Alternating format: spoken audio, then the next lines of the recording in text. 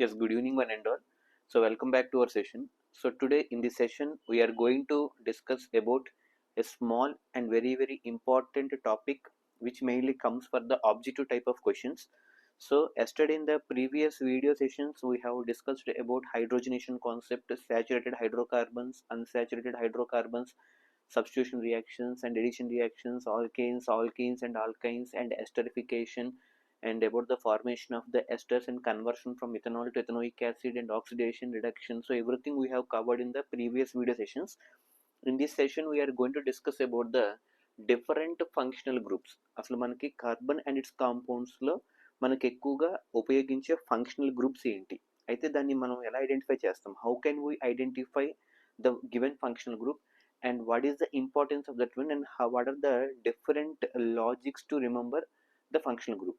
So మనం ఇప్పుడు ఒక్కొక్కటి మనం స్టెప్ బై స్టెప్ చూస్తే there are different types, nearly 6 to 7 important functional groups that are existing in the carbon and its compounds, and out of those 6 to 7, 5 are very important. ఆ 5 ఏంటి, అసలు functional groups యొక్క importance ఏంటి మనం next సెషన్లో కూడా చూస్తాము. బట్ ఈ రోజు ఇప్పుడు ఈ సెషన్లో అసలు ఇంట్రడక్షన్, అసలు ఫంక్షనల్ గ్రూప్స్ అసలు ఏంటి, so what is the meaning of that functional group. So first ఇక్కడ ఏంటంటే first important functional group is nothing but alcohol. ఏంటంటే first important functional group alcohol. Already మనం ప్రీవియస్ వీడియో సెషన్లో చూసుకున్నాం. ఆల్కహాల్ యొక్క ఫార్ములా C2H5OH, గుర్తుందా లేదా?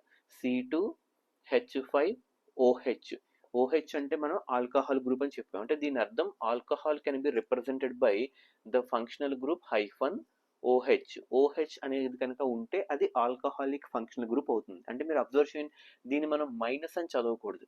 ఇక్కడ ఉన్న ఒక సింబల్ నుంచి ఒక హైఫన్ సింబల్లో ఉంది. దాని అర్థం ఏంటంటే ఓహెచ్కి ముందు అంటే ఈ డాష్లో మనకి ఈ C2H5 అంటే ఒక హైడ్రోకార్బన్ ఉందని అర్థం. అంటే in the place of this hyphen we need to remember that there exists a hydrocarbon. In the last we will be having a functional group OH.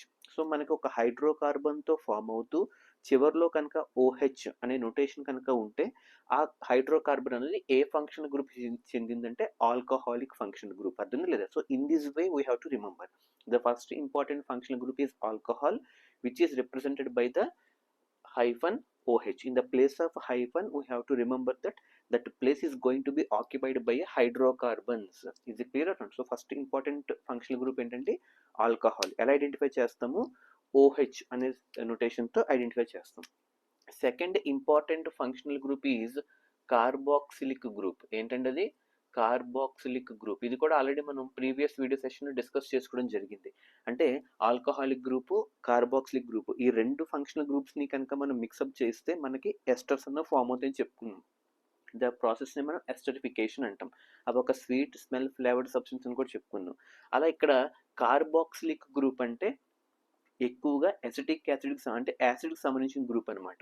So for example దీనికి ఎలా చెప్పుకున్నాం, CH3COOH అనే నొటేషన్తో చెప్పుకున్నాం. అంటే దీన్ని మనం కార్బాక్సిలిక్ యాసిడ్ అంటారని కూడా చెప్పాను, అవునా కదా?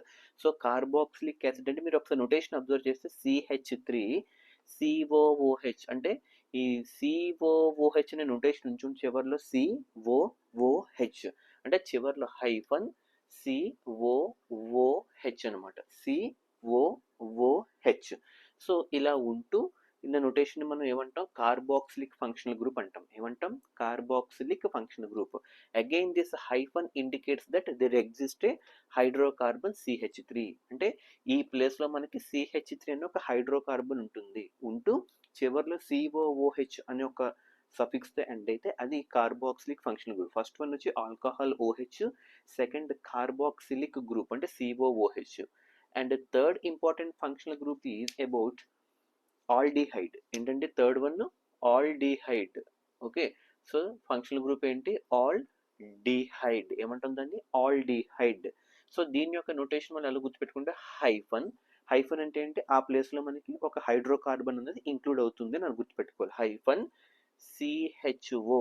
ఓకే, CHO అంటే ఒక కార్బన్, ఒక హైడ్రోజన్, ఒక ఆక్సిజన్, ఈ మూడిటితో కలిపి ఒక హైడ్రోకార్బన్ కనుక ఫామ్ అయితే దాన్ని మనం ఏమంటాం, ఆల్డిహైడ్ ఫంక్షనల్ గ్రూప్ అంటాం. ఫస్ట్ అయితే ఆల్కహాల్ ఫంక్షనల్ గ్రూప్ ఏంటంటే అది ఓహెచ్ కనుక ఉంటే అది ఆల్కహాలిక్ ఫంక్షనల్ గ్రూప్ అవుతుంది.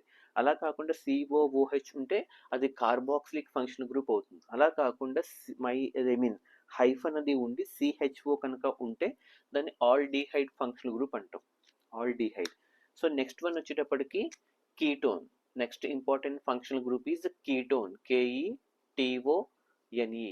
Ketones are one of the important functional group. మరి వీటిని మనం ఎలా ఐడెంటిఫై చేస్తాం అంటే hyphen C double bond O. ఏమంటాం దాన్ని మనం, సి డబుల్ బాండ్ ఓ అంటే సింపుల్గా ఒక హైఫన్ లా పెట్టి C double bond O. Double bond ఉంటే అంటే దాని అర్థం అక్కడ ఒక అన్సాచురేటెడ్ హైడ్రోకార్బన్ ఉంటుందని అర్థం. ఎందుకంటే సాచురేటెడ్లో మనకి ఎప్పుడు సింగిల్ బాండే ఉంటుంది ఆల్కిన్స్, కానీ ఇక్కడ డబుల్ బాండ్ వచ్చిందంటే అన్సాచురేటెడ్ అంటే ఆల్కిన్స్లోకి దిగుతుందని అర్థం. అంటే కీటోన్ యొక్క functional group hyphen C double bond O లేదా hyphen C double bond O, ఇలా కూడా గుర్తుపెట్టుకోవచ్చు అనమాట. So this is the notation for the ketone functional group. Aldehyde అయితే హైఫన్ సిహెచ్ఓ, అలాగే కార్బాక్సిలిక్ సిఓఓహెచ్, అండ్ అలాగే ఆల్కహాల్కి వచ్చేటప్పటికి ఓహెచ్ అనమాట. అండ్ అలాగే నెక్స్ట్ ఏంటంటే ఎస్టర్స్. నేను ఆల్రెడీ చెప్పాను మనం. ఓకే, ఎస్టర్ యొక్క ఫంక్షనల్ గ్రూప్ ఎలా గుర్తుపెట్టుకోవాలి. So esters, E S T E R. Already ester అనే టాపిక్ నేను అయిపోయింది, ఎస్టరిఫికేషన్. ఈ ఎస్టర్స్ ఎలా ఫామ్ అవుతాయని చెప్పుకున్నాం. ఆల్కహాలిక్ ఫంక్షనల్ గ్రూప్ అయినటువంటి ఓహెచ్ కార్బాక్సిలిక్ ఫంక్షనల్ గ్రూప్ అయినటువంటి సిఓహెచ్ రియాక్ట్ అయితే in presence of concentrated sulfuric acid which acts as a dehydrating agent. It produces a sweet smell flavored substance called esters. అవి ఎక్కడెక్కడ వాడతామని చెప్పుకున్నాం, పెర్ఫ్యూమ్స్లోను ఫ్లేవరైజింగ్ ఏజెంట్స్లోను వాడతారని చెప్పుకున్నాం. సో అయితే ఇక్కడ ఈ ఎస్టర్ అనేది ఎలా ఫామ్ అవుతుంది ఒకసారి మీరు రియాక్షన్ గుర్తించుకుంటే ఈ ఆల్కహాలిక్ ఫంక్షన్ గ్రూప్ నుంచి C2H5OH తీసుకున్నాం, ప్లస్ కార్బాక్సిలిక్ నుంచి CH3COOH తీసుకున్నాం. ఇప్పుడు ఈ రెండింటినీ కనుక in presence of concentrated sulphuric అంటే H2SO4 సమక్షంలో కనుక రియాక్ట్ చేస్తే అప్పుడు మనకి ఏం ఫామ్ అవుతుంది, CH3COO వరకు ఇక్కడ వరకు వచ్చి ఈ C2H5 ఇక్కడ రియాక్ట్ అవుతుంది. C2H5 ప్లస్ ఏ మిగిలింది, OH, H మిగిలి H2O కింద ఫామ్ అయింది. అంటే దీన్ని మనం ఏమంటాం అని చెప్తాం, ఎస్టర్ అంటాం. అంటే ఇప్పుడు దీన్ని ఎలా గుర్తుపెట్టుకోవచ్చు, CH3ని ఒక R డాష్ కింద, అవునా కదా, ఈ COO ఏదైతే ఉంటూ ఈ C2H5ని ఒక R కింద అనమాట. అంటే this is the functional group notation of ester. అంటే ఇక్కడ ఏం రాయొచ్చు, R డాష్ COOR. అంటే ఇక్కడ R డాష్ అంటే CH3, R అంటే C2H5, మధ్యలో COO. అర్థమవుతుంది, అంటే R డాష్ COOR అంటే ఎస్టర్ యొక్క ఫంక్షనల్ గ్రూప్ అని అర్థం.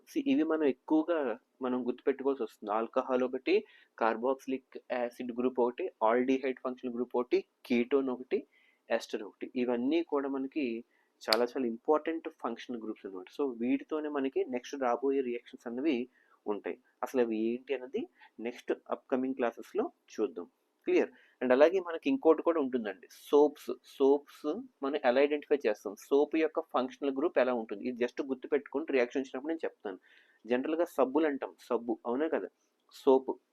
ఈ సోప్స్ మనం జనరల్గా ఏమంటాం అంటే సోప్స్ ఆర్ నథింగ్ బట్ ఒక హయ్యర్ ఫ్యాటీ యాసిడ్స్ యొక్క సోడియం సాల్ట్స్ కానీ పొటాషియం సాల్ట్స్ కానీ. అంటే సోడియం సాల్ట్, పొటాషియం సాల్ట్ అనేది హయ్యర్ ఫ్యాటీ యాసిడ్స్ నుంచి లిబరేట్ అయినటువంటి ప్రొడక్ట్స్ని మనం సోప్స్ అంటాం. Soaps are the sodium or potassium salts of higher fatty acids. Higher fatty acids యొక్క ప్రొడక్ట్సే, అది కూడా salts of sodium and salts of potassium, వాటిని మనం సోప్ అంటాం. అయితే దాని యొక్క ఫంక్షనల్ గ్రూప్ వచ్చి RCOONA. అంటే ఇప్పుడు ఇందాక డెఫినేషన్ ఏం చెప్పాం, soaps are the sodium or potassium, అంటే సోడియం అంటే Na, అవునా కదా, RCOONA అంటే R ప్లేస్లో మనకి ఏదో ఒక హైడ్రోకార్బన్ ఉండొచ్చు. R ప్లేస్లో మనకి ఏముండొచ్చు, ఏదో ఒక హైడ్రోకార్బన్ ఉండొచ్చు. అంటే RCOONA.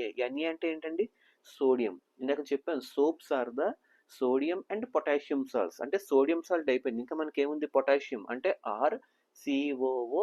ఈ సోడియం తర్వాత ఏమొస్తుంది, పొటాషియం, అంటే COOK. ఈ రెండింటిని మనం సోప్స్ యొక్క ఫంక్షనింగ్ గ్రూప్ కింద రిప్రజెంట్ చేయొచ్చు అనమాట. RCOONA and RCOOK. RCOO వరకు కామన్, చివరిలో మనకి సోడియం పొటాషియం మారుతుంది. అంటే పొటాషియం అంటే K. ఎందుకు మారుతుంది అంటే సోప్ యొక్క డెఫినేషన్ ఏం చెప్పుకున్నాం, సోప్స్ ఆర్ ద ఏం చెప్పుకున్నాం? Soaps are the sodium and potassium salts of higher fatty acids. Okay, sodium potassium యొక్క salts of higher fatty acids.